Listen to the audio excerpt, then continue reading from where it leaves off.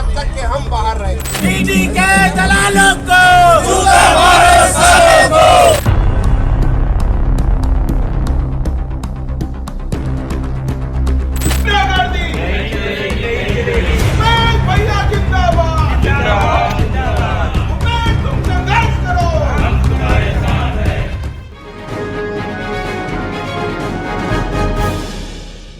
पूर्व मुख्यमंत्री भूपेश बघेल के ठिकानों पर ईडी की कार्रवाई चल रही है।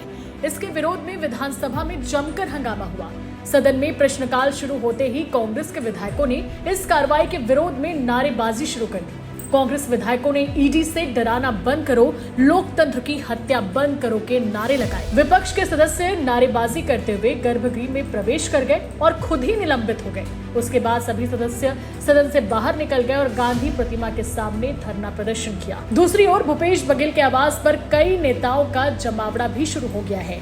विधानसभा में प्रदर्शन के बाद कांग्रेस विधायक सीधे भूपेश बघेल के भिलाई स्थित निवास पहुंचे, जहां पर इस वक्त ईडी की कार्रवाई चल रही है। पूर्व डिप्टी सीएम और कांग्रेस के वरिष्ठ नेता टीएस सिंहदेव भी बघेल के घर पहुंचे और हालातों का जायजा लिया।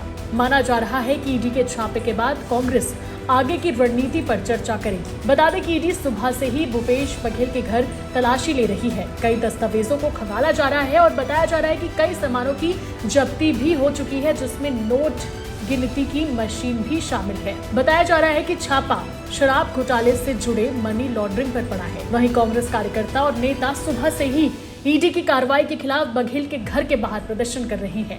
निश्चित ही इस एक्शन से न केवल प्रदेश बल्कि देश की राजनीति में भी भूचाल आ गया है। सीजी भास्कर से वीना दुबे की रिपोर्ट।